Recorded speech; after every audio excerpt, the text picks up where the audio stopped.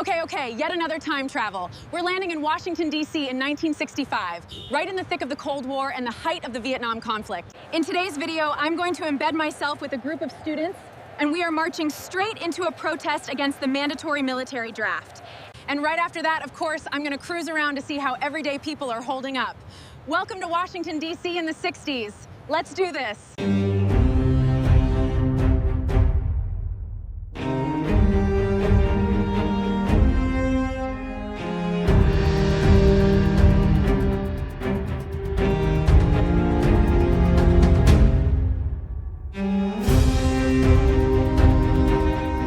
I just fell right into the heart of power in 1965.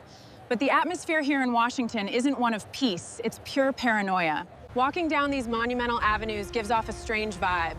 Everyone seems overly dressed up, serious, and watching whoever walks by. I stopped by a newsstand to grab the paper, and the headlines are all about sending more troops to Vietnam.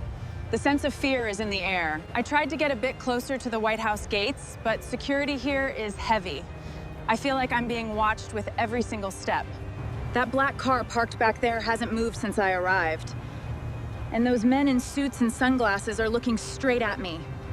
I think it's better to cross the street and keep moving. I don't want to draw any more attention than necessary from those agents on my very first day. I've stepped into a slightly more residential neighborhood close to downtown. Let's see how the 1960s generation lives their lives around here. Even the simple details, like the payphones on the corners and the clothes of people heading home from work, look like they're straight out of a movie. As calm as the scenery looks right now, you can still feel a sort of tense silence. Nobody around here talks loudly on the sidewalks. I decided to follow this group of young people to see where they're heading. They seem to be carrying papers and are walking with real determination. We're getting closer to a university area. The crowd here has completely shifted, and the atmosphere of political debate is really strong. They just handed me a mimeographed flyer. It's an official call for a major protest against the military draft. They're organizing handmade signs right there on the grass. It's incredible to see the level of courage and anger in this generation. From what I gather, they're gonna march from here straight to the political center of the city. I'm gonna follow closely to see how this turns out. The group has taken over one of the lanes on the avenue. They are protesting against the draft and the deployment of troops to Vietnam. On the sidewalks, older residents and government workers are watching everything with stiff expressions and a lot of suspicion. Up ahead, you can see the first vintage police cars blocking direct access to the major government areas. Remember that black sedan from earlier? It just drove by slowly again. They are definitely monitoring everyone.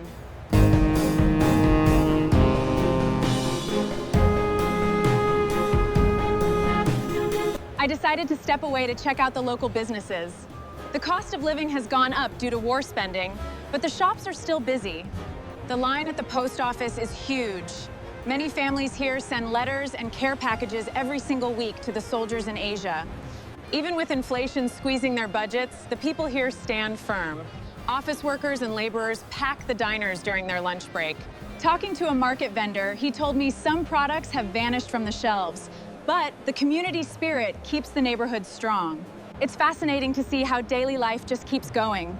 The country might be politically divided, but the everyday worker refuses to slow down.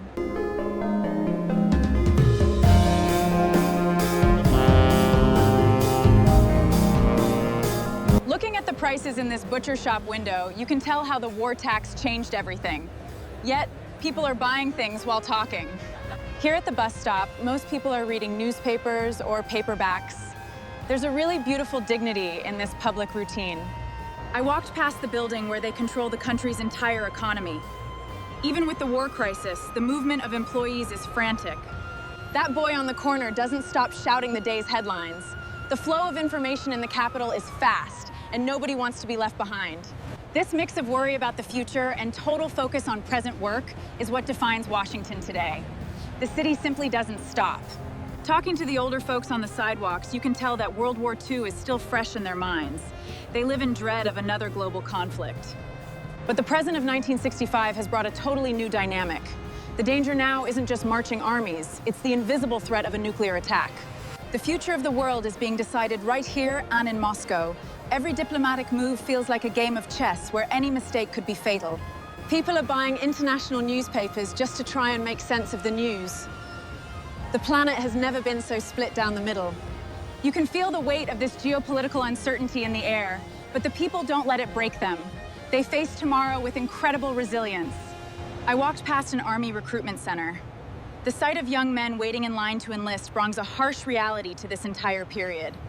At the newsstands, maps highlight Southeast Asia and a divided Europe. The average citizen here consumes geopolitical news like never before. Despite all the international pressure, what impresses me most is the posture of people on the streets. They walk with their heads held high. I stopped near a public civil information board. You can see announcements about domestic economy and national security guidelines side by side. The generation that won World War II is now watching their children deal with the Cold War. It's a heavy burden, but the city remains unshakable. I walked past a major newspaper headquarters here in the capital. International correspondents just keep arriving to cover today's decisions. Even with fuel prices unstable due to military fleets, the city's public transit works like clockwork. In the commercial areas away from downtown, neighborly unity is what keeps things together against inflation. Nobody is left behind. Vintage delivery trucks are unloading goods non-stop. The logistics to keep the nation's capital supplied and strong is impressive. The world stage might be changing way too fast, but walking around here gives me the certainty that these people can weather any storm. I walked past the Supreme Court building. Lawyers and journalists are on the steps discussing the legal boundaries of the new security laws. Even the city's infrastructure shows the government's focus. Workers are on the utility lines, ensuring total power to the Capitol. In the parks around the federal buildings, government employees take a break to eat a quick sandwich and clear their minds. Large commercial warehouses near the tracks are shipping out crates of goods. The country's economic engine keeps turning with real force. Looking at all this movement, it's clear that Washington carries a constant tension, but the resilience of these people overcomes any fear. I walk near the Treasury Department. This is where the directives come from to fund both domestic infrastructure and military expenditures. Near the distribution warehouses, workers are unloading sacks of grain. The supply chain doesn't stop, showing the country's productive strength. Walking near the reflecting pools, the image of the monuments transmits a peace that hides all the turmoil behind political scenes. I walked past the National Archives building.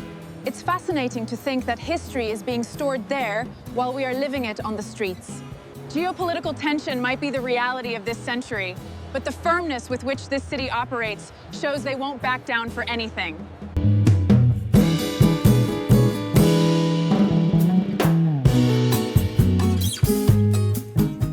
I made my way back to the main avenue, and the atmosphere here has shifted drastically.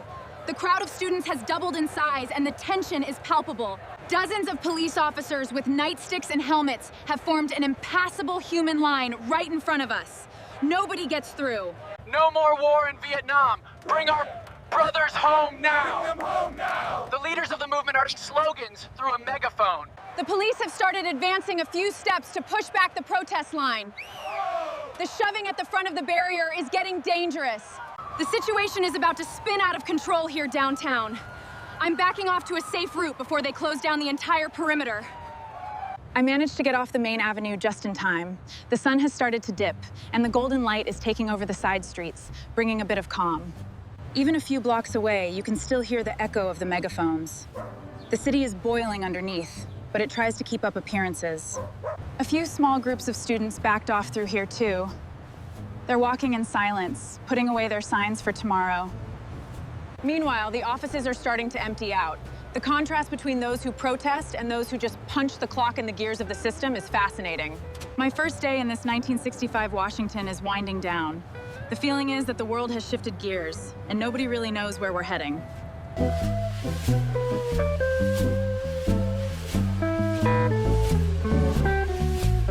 Twilight has fully arrived in the capital. The vintage street lamps are starting to turn on along the avenues, and the sense of mystery is only growing. Security around the government areas remains tight. Even as night falls, you can see patrol cars cruising slowly through the blocks. The corner diners are coming alive with neon signs now. This is where people gather to unwind after an exhausting day.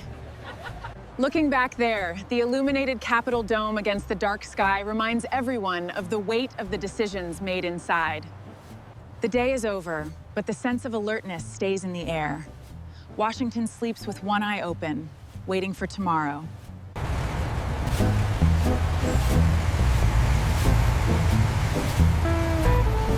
Walking down these avenues, the grandeur of the public buildings in the dark is almost intimidating. The city rests, but history never takes a day off. Witnessing Washington in 1965 showed me that, no matter the size of the economic crisis, the strength of ordinary people always prevails. If you liked this video, you'll definitely enjoy seeing Los Angeles in the 80s.